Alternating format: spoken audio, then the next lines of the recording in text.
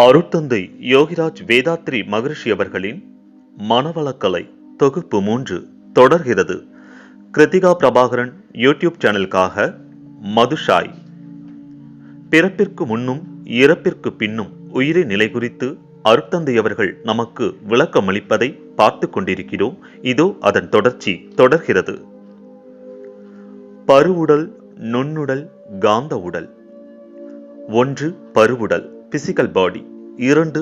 நுண்ணுடல் astral body. 3. காந்த உடல் casual body or பயோமேக்னெட்டிக் பாடி.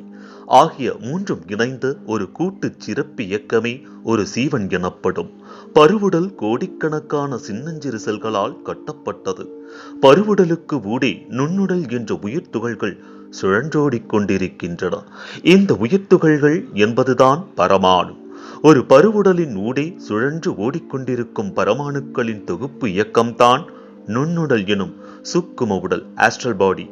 சூக்கும உடலின் நுண்பகுதி துகள் ஒவ்வொன்றும் தன்னைத்தானே விரைவாக சுற்றி கொண்டிருப்பதால் அதை சுற்றிலும் அமைந்துள்ள இருப்பு நிலையான இறைவெளியில் மோதும் போது அந்த உரசலிலிருந்து எழும் அலைகள் இறைவெளியோடு கூடி சீவகாந்தமாகின்றது.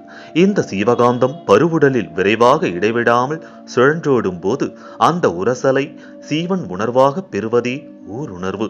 இந்த சீவகாந்த சுழற்சியால் உடலில் உள்ள செல்களுக்கிடையேயும் பேரணுக்களுக்கிடையேயும் காந்த அலை தொடர்பான துருவங்கள் மூலம் ஒவ்வொரு செல்லும் ஜீவகாந்தத்தை இழுத்து அழுத்தமாக, ஒலியாக, சுவையாக, மனமாக மாற்றி உடல் இயக்கத்தை சீராக நடத்துகிறது.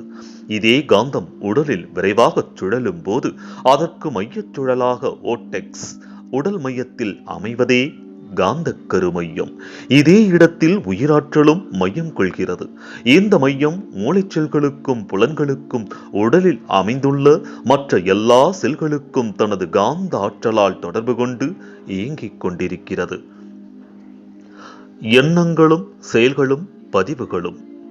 கருமைய தொடர்பான மனிதர் வாழ்வில் ஏற்படும் வினைப்பதிவுகள், அவற்றின் அடையாளங்கள், விளைவுகள் இவற்றை பற்றியும் இங்கு சிந்திப்போம்.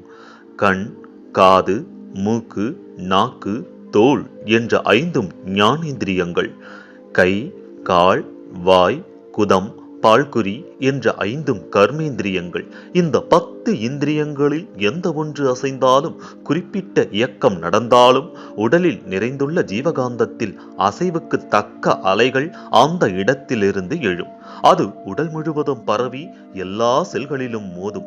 இந்த மோதுதலால் அழுத்தம், ஒலி, சுவை, மனம் இவையாக தன்மாற்றம் பெற்று இயங்கிக் கொண்டிருக்கும் காந்த ஆற்றல் ஓரளவு அதன் தன்மாற்ற நிகழ்ச்சியில் தூண்டுதல் விரைவு கொள்கிறது.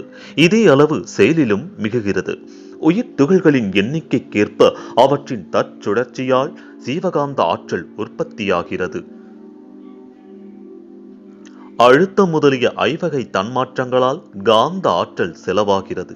மீதம் ஓரளவு இருப்பு ஒரு உடலில் தானியங்கி நரம்பு மண்டலம் ஆட்டோனமஸ் நர்வஸ் சிஸ்டம், மன விரும்பி நரம்பு மண்டலம் 2 இயக்கங்களில் 2 பிரிவும் இயங்கும் போது சீவகாந்த ஆற்றல் வரவை விட செலவு அதிகமாகும். இதனால் சீவகாந்த ஆற்றலில் அளவும் அழுத்தமும் குறையும் போது நரம்பு மண்டலத்தில் விரைப்பு குறைந்து சோர்வு உண்டாகும். விளைவாக தானாகவே மன விரும்பி நரம்பு மண்டல இயக்கம் நின்றுவிடும். இதுவே தூக்கமாகும். உடல் இயக்கத்தின் போது சீவகாந்த தன்மாற்றம் அளவோடு இருக்குமானால் மனதுக்கு அமைதியான உணர்வு ஏற்படும்.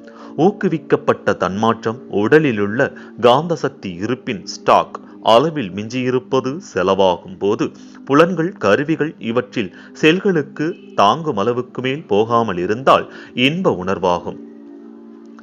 காந்த ஆற்றல் குறைந்தபட்ச அளவில் இருக்கும் போது செலவானாலும், உடல் கருவிகள், புலன்கள் தாங்கும் சக்திக்கு மேல் தன்மாற்றமோ செலவோ ஆனாலும் செல்களில் காந்த துருவங்கள் சூடுவிற்று மின்குறுக்கு ஏற்பட்டு துன்ப உணர்வாகும். உணவு, உழைப்பு, உறக்கம், பாலுறவு, எண்ணம் ஆகிய 5 தொழில்கள் அளவோடும் காலத்தோடும் இருக்க வேண்டும். இவற்றை அலட்சியப்படுத்தினாலும், அதிகமாக அனுபவித்தாலும், முரணாக அனுபவித்தாலும் அதற்கு ஏற்ப உறுப்புகளில் அமைந்துள்ள செல்களின் துருவங்கள் இணைப்பு சீர்குலைந்து மின் குறுக்காகி உடல் காந்த ஆற்றல் முறை மாறி செலவாகும் நிலைமைக்கு ஏற்ப வலி, வியாதி, மரணம் இவை உண்டாகும். எந்த காரணத்தாலும் உடலிலுள்ள செல்களின் துருவங்கள் சீர்குலைந்தால் சுழன்று ஓடிக்கொண்டே இருக்கும் காந்தம் அந்த இடத்தில் தேக்கமுற்று மின்குறுக்காகும். அப்போது அந்த இடத்தில் வலி உணர்வு உண்டாகும். அதே வலி இடத்தால் அகன்றும் காலத்தால் நீடித்தும் இருக்குமானால் அதுதான் வியாதி, இல்னஸ். வியாதி என்றால் உடல் காந்தாற்றல் மின்குறுக்கால் உடலில் ஒரு குறிப்பிட்ட இடத்தில் வீணாகிக் கொண்டே இருக்கிறது என்று பொருள். ஒரு வியாதியின் தன்மைக்கும் இடத்திற்கும் ஏற்ப உடலில் உள்ள ஜீவகாந்த ஆற்றல் ஒரு நிமிடத்திலோ, ஒரு மணி நேரத்திலோ, ஒரு நாளிலோ, பல நாட்களிலோ பெருமளவில் வெளியேறிவிட்டால் உறுப்புகள் முறையாக இயங்க முடியாது. உயிர் துகளை கொண்டே சூக்கும உடலில் சரியாக ஓட முடியாது. இந்த நிலையில் உயிர் சக்தி மிகுதியாக கருமையத்தில் கூடி அங்கேயே சீவகாந்த ஆற்றல் பெருகி தடைபட்டு மின்குறுக்காகும். கருமையம் உடைந்து போகும். வித்து குழம்பு உடலை விட்டு வெளியேறிவிடும். அதனோடு உயிர் துகள்களும் வெளியேறிவிடும். காந்தமைய சுடலான கருமையம் நில உலக ஈர்ப்பு சக்தியிலிருந்து விடுபட்டு வெளியில் நில உலகைச் சுற்றியுள்ள காந்த களத்தில் மிதக்கும். இதுவே மரணம். இந்த நிலையில் உடலில் சீவகாந்த ஆற்றல் இருப்பும் இல்லை. உயிர் சக்தி வெளியேறிவிட்டதால் காந்த ஆற்றல் உற்பத்தியும் இல்லை. செல்களில் இருந்த துருவங்கள் செயலற்று போய் ஒவ்வொரு செல்லும் உடலை விட்டு பிரிந்து போகும். இந்த விளக்கங்களினால் எந்த சீவனுடைய உயிரும் காலம் கணக்கிட முடியாமல் தாய் தந்தையாகிய பெற்றோர் மூலமே தொடர்ந்து தலைமுறைகள் பலவாக தொடர்ந்து வருகின்றது என்பது விளக்கப்பட்டது. வாழும் காலத்திலும் உணர்ச்சிகள், வலி, நோய், மரணம் என்பவை பற்றியும் விளக்கப்பட்டது. பிறப்புக்கு முன் காலமும் இறந்த பின் வாழும் காலமும் நிகழ்ச்சிகளும் இறந்த பின் சீவனுக்கு ஏற்படும் நிகழ்வுகளும் விளக்கப்பட்டன. இதனால் இறந்தவர்கள்தான் பிறக்கின்றார்கள் என்ற கற்பனை கதைகள் அத்தனையும் அறிவின் விளக்கத்தில் மறைந்தே போய்விடும். மேலும் ஒருவர் இறப்பவர்தான் பிறக்கின்றார்கள் என்று கூறினால் உலகின் சனத்தொகை எப்போதும் கூடாதே. மேலும் சிலர் வைத்திருக்கும் நம்பிக்கைப்படி இறந்தவர்கள்தான் பிறக்கின்றார்கள் என்றால் இன்று உலகில் வாழ்ந்து கொண்டிருப்பவர்கள் அனைவரும் பைசாசங்கள் என்பதாகும். இந்த நம்பிக்கைக்கு விஞ்ஞான முறையிலோ சிந்தனை அறிவிலோ இடமே இல்லை. இயற்கையின் ஆதி நிலையை தெய்வம் தொடர்ந்து அணுவாகி அண்டங்களாகி உயிர்களாகி வாழ்வதில் ஒவ்வொருவரும் இயற்கையின் ஆதி நிலையிலிருந்து தொடர்ந்து வரும் கோடுகளே ஆகும். இறைநிலையில் அதாவது இயற்கையின் பரிணாம சிறப்பே ஆகும். இந்த பரிணாம உண்மையினை விஞ்ஞானம் வளர்ச்சி பெற்றுள்ள இக்காலத்தில் சிந்திக்கும் ஆற்றல் பெற்றுள்ள எல்லாரும் உணர்ந்து கொள்ள வேண்டும். இதனால் மனிதனால் ஆக்கப்பட்ட பல உருவ கடவுள்களும் அவற்றை ஒட்டி எழுதப் பெற்றுள்ள ஆயிரம் கதைகளும் சொர்க்கம் நரகம் என்ற கற்பனையான தூதுவராலயங்களும் மனித மனத்தை விட்டு விலகிவிடும். மனித மனம் விடுதலை பெற்று சிந்தனையாற்றல் உயர்ந்து உள்ளது உணர்தல், நல்லதே செய்தல், அல்லவை விடுதல் என்ற ஒழுக்க நெறி ஒவ்வொருவர் வாழ்விலும் மலரும். தனி மனிதரும் உலக சமுதாயமும் அமைதியான வாழ்வை அடைவார்கள்.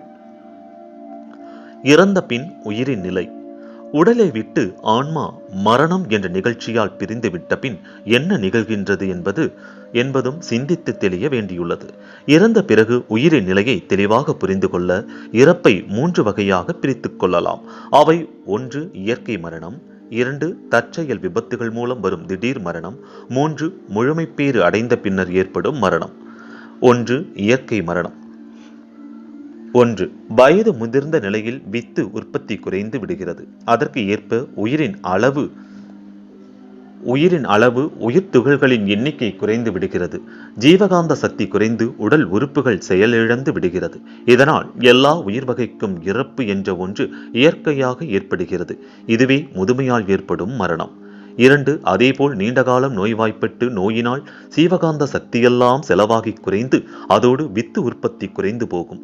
விளைவாக உயிர் சக்தியும் குறைந்து அதனால் வரக்கூடிய நோயினால் உண்டாகும் மரணம். இந்த 2ம் இயற்கை மரணம். உயிராற்றலின் அழுத்த அளவு குறைந்திருக்கும். 50%, 40%, 30% தான் இருக்கும். அவ்வளவு திணிவு குறைந்து இருக்கும். இதனால் உறுப்புகள் முறையாக இயங்க முடியாது. இப்படி ஏற்படும் மரணங்கள் எல்லாம் இயற்கை மரணம் எனப்படும். ஒரு மத நூலில் ஒரு வார்த்தை வருகின்றது, உன் தாய் தந்தையின் வித்துநாதத்தை கொண்டே உன்னை படைத்தேன் என்று. ஒரு திருமண நிகழ்ச்சியில் ஒரு வைதீக பெரியவர் கீழ்கண்டவாறு கூறினார், சடங்கு முறையில் முன்பு நடந்த திருமணங்களில் புரோகிதர் இருந்து நடத்தி வைப்பார். அதில் சப்தபதி என்ற முறை வைத்து மணமக்கள் 7 அடிகள் எடுத்து வைக்கச் சொல்லி ஒவ்வொரு அடிக்கும் ஒரு கருத்து கூறுவதாக அது அமையும். அதில் ஒரு கருத்து மணமகன் மணமகளிடம் கூறுவதாக அமைந்துள்ளது. என்னவென்றால், பெண்ணே, இதுவரையில் நான் கருத்தொடராக 1000 பிறவிகள் எடுத்து விட்டேன். ஆனால் இதுவரைக்கும் நான் எந்த நோக்கத்திற்காக பிறவி எடுத்தேனோ அதை மறந்து மேலும் மேலும் வினைகள் பல புரிந்துள்ளேன். அதனால் என் வாழ்வில் நோக்கத்தை முடிக்க இயலவில்லை. எனவே உன் கருப்பையின் மூலமாக இன்னும் ஒரு பிறவி எடுத்து என் வினைகளை முடிக்க வேண்டியுள்ளது. ஆகையால் உன் கைப்பற்றுகிறேன் என்று கூறுவதாக அமைந்துள்ளது. பெற்றவர்கள் யார் என்று தெரிந்து கொள்ளும் பொழுது அவர்கள்தான் இந்த பிறவியின் முற்பிறவிகள். மரத்திலிருந்து வித்து உண்டாகிறது. மரம் முழுவதும் அந்த வித்தில் சுருங்கி இருக்கிறது. அதை விதைத்தால் மரம் வித்திலிருந்து மலர்கின்றது. இதே இயல்பு திரும்ப திரும்ப உண்டாகிறது. இதே போன்று பெற்றோர்கள் செய்த புண்ணிய பாவங்கள் அவர்களுக்கு எப்படி கருத்தொடராக வந்தன, அவர்கள் பெற்றோர்கள் வழியாக வந்தன. இவ்வாறு நம் உயிர் வாழும் காலத்தில் எப்படி உள்ளது, பிறப்பிற்கு முன் நம் உயிர் எப்படி இருந்தது, எப்படி கருவழியாக வந்தது என்பதை ஆராய்ந்து அறிந்து கொண்டோம். இன்னும் ஒரே ஒரு வினாதான் மீதமுள்ளது. நாம் இறந்த பிறகு இந்த உயிரின் நிலை என்ன என்பது. மேலும் மனவளக்கலை பற்றி அறிந்து கொள்வோம் நண்பர்களே. காத்திருங்கள். மனவளக்கலை தொகுப்பு 3 தொடரும். பிறப்பிற்கு முன்னும் இறப்பிற்கு பின்னும் உயிரின் நிலை குறித்து அறிந்து கொள்வோம். வரும் வாரம் வரை காத்திருங்கள்.